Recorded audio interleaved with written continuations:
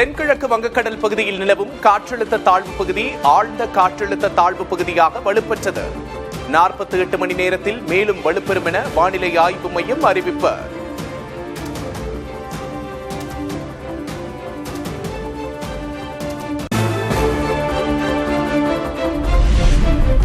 திண்டுக்கல், தேனி, மதுரை, விருதுநகர் மாவட்டங்களில் இன்று கனமழை.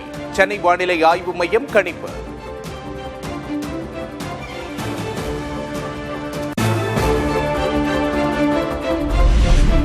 தமிழகத்தில் வரும் 25ஆம் தேதி வரை மழை நீடிக்கும்.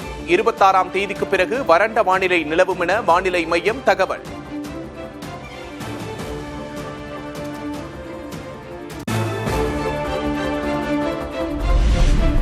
சென்னை கடற்கரை செங்கல்பட்டு மார்க்கத்தில் 44 மின்சார ரயில்கள் ரத்தால் தினந்தோறும் அவதிக்குள்ளாகும் பயணிகள்.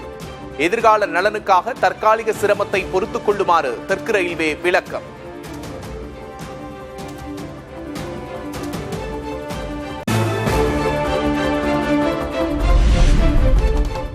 நாளை முதல் கூடுவாஞ்சேரி, பரங்கிமலை இடையே கூடுதல் மின்சார ரயில்கள் இயக்கம். பயணிகள் அங்கிருந்து மெட்ரோ ரயில் மூலம் தங்களது பயணத்தை தொடரலாம் என ரயில்வே நிர்வாகம் அறிவிப்பு.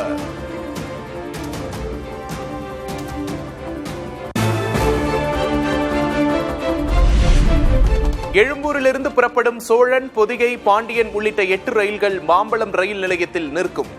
இன்று முதல் ஏப்ரல் 6 வரை 2 நிமிடங்கள் நின்று செல்லும் என தெற்கு ரயில்வே அறிவிப்பு.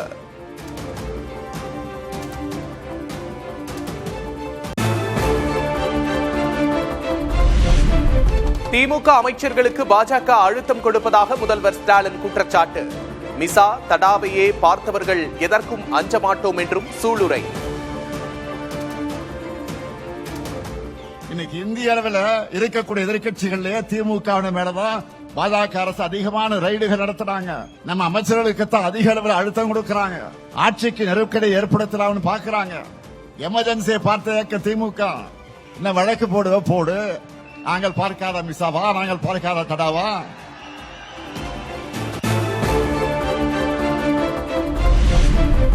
பாஜகவுக்கு பயந்து 5000 ரூபாயை வங்கியிலிருந்து உடனே விட்ரா செய்த மக்கள்.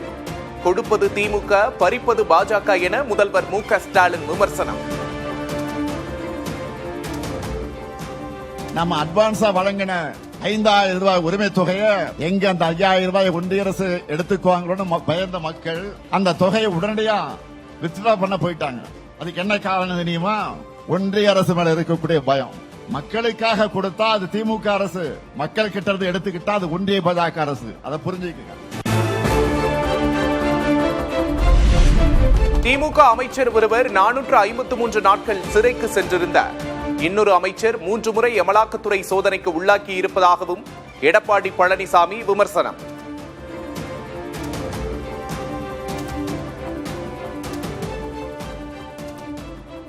முதல் டாஸ்மாக்ல ஒருத்தர் 453 நாள் பத்திரமா போய் இருந்துட்டு இருந்தார். நகர்ப்புற வளர்ச்சித்துறை மந்திரி 3 முறை இடி சோதனை அடைந்து அதில் கிடைக்கப்பட்ட ஆதாரத்தின் அடிப்படையில் இன்றைக்கு நீதிமன்றமே வழக்கு பதிவு செய்ய சொல்லியாச்சு.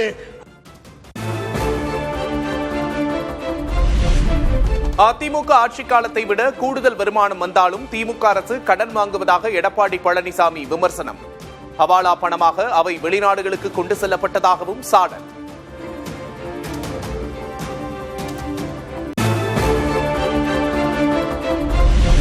திமுக தொகுதி பங்கீடு குழுவுடன் இந்திய யூனியன் முஸ்லீம் லீக் நிர்வாகிகள் இன்று பேச்சுவார்த்தை. 2 இடங்கள் ஒதுக்கப்படும் என தகவல்.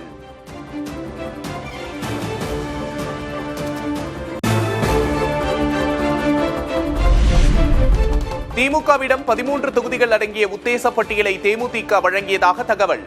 விருதுநகர், விருத்தாச்சலம், ரிஷிவந்தியம் உள்ளிட்ட தொகுதிகளை கேட்க திட்டம்.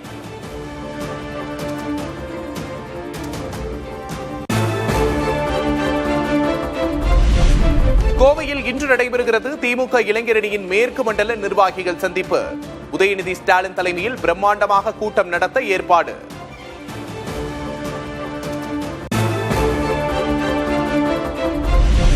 திருச்சி மாநாட்டில் 234 வேட்பாளர்களையும் அறிமுகப்படுத்தியது நாம் தமிழர் கட்சி. சிவகங்கை மாவட்டம் காரைக்குடியில் களம் காண்கிறார் சீமான்.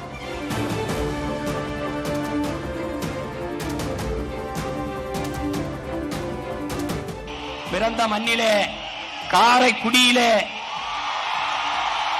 இந்த முறை சட்டமன்ற வேட்பாளராக களத்திலே நிற்கிறேன்.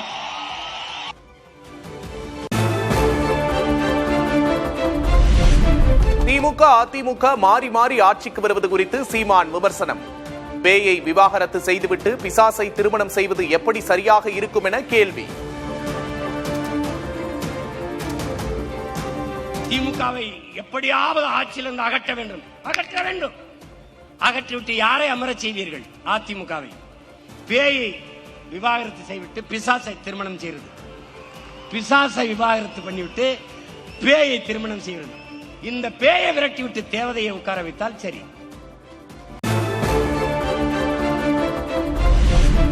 திருச்சி மாநாட்டில் கிராமிய பாடல் பாணியில் பாட்டு பாடிய சீமான் தமிழக அரசின் இலவச திட்டங்கள் குறித்து விமர்சனம்.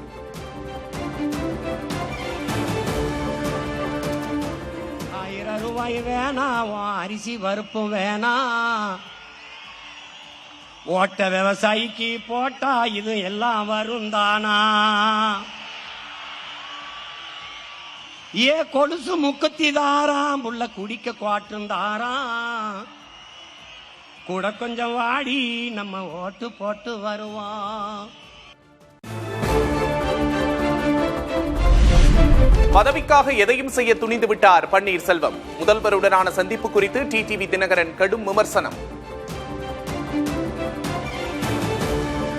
நண்பர் ஓபிஎஸ் அவர்கள் தனக்கு பதவி வேண்டும் என்பதற்காக எதையும் செய்ய துணிந்து விட்டார் என்பது உண்மையிலேயே வருத்தம் தருகிறது.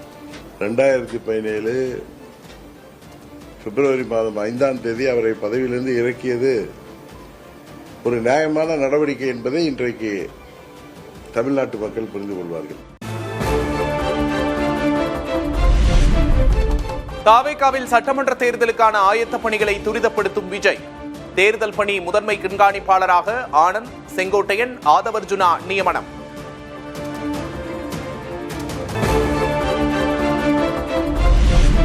தமிழகத்தில் நிமோனியா பாதிப்பு அதிகரித்து வருவதால் மக்கள் அலட்சியம் காட்ட வேண்டாம். முதியோர், இணை நோயாளிகள் எச்சரிக்கையுடன் இருப்பது அவசியம் என பொது சுகாதாரத்துறை அறிவுறுத்தல்.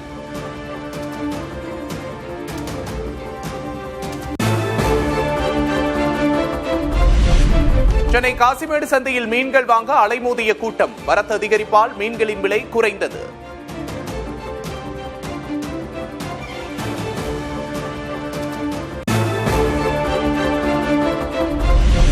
மேல்மலையனூர் அங்காளம்மன் கோவிலில் மாசி பெருவிழா தேரோட்டம். தேரை வடம்பிடித்து இழுத்து ஏராளமான பக்தர்கள் வழிபாடு. டெல்லி AI உச்சி மாநாடு சர்ச்சை விவகாரம். நாட்டில் பல்வேறு பகுதிகளில் போராட்டத்தில் ஈடுபட்ட காங்கிரஸ் பாஜக தொண்டர்களிடையே தள்ளுமுள்ளு.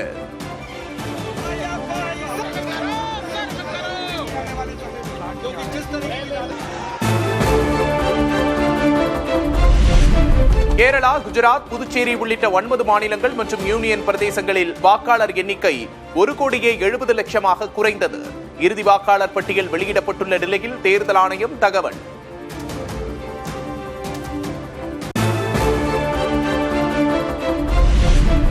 மேற்குவங்க சட்டமன்றத்திற்கு 3 கட்டங்களாக தேர்தல் நடத்த தேர்தல் ஆணையம் திட்டம். தேர்தல் தேதி அறிவிக்க உள்ள நிலையில் 480 கம்பெனி துணை ராணுவ படையினர் கொல்கத்தாவிற்கு அனுப்பி வைப்பு.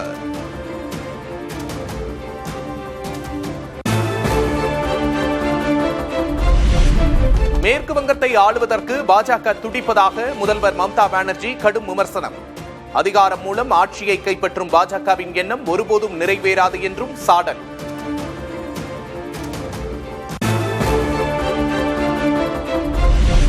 வெளிநாடுகளில் இருந்து இறக்குமதியாகும் பொருட்கள் மீது 15% வரி விதிக்கப்படும் என ட்ரம்ப் அறிவிப்பு. இறக்குமதி வரிகள் சட்டவிரோதமானது என அமெரிக்க உச்சநீதிமன்றம் தீர்ப்பு வழங்கிய நிலையில் புதிய முடிவு.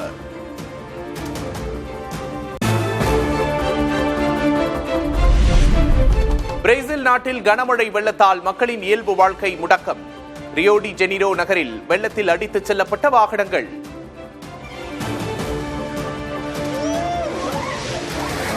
Será que o carro está vivo?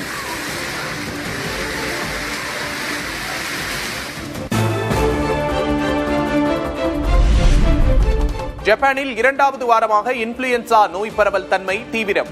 35 மாகாணங்களில் இதுவரை 1,60,000 பேருக்கு நோய் தொற்று கண்டுபிடிப்பு.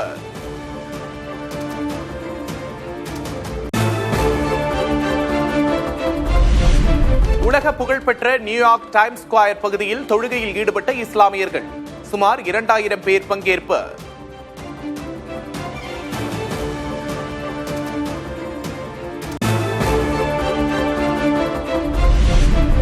T20 உலகக்கோப்பை தொடரில் சூப்பர் 8 சுற்றின் முதல் ஆட்டத்தை தடுத்து நிறுத்திய மழை. போட்டி ரத்து செய்யப்பட்டதால் நியூசிலாந்து பாகிஸ்தான் அணிக்கு தலா ஒரு புள்ளி பகிர்ந்தளிப்பு.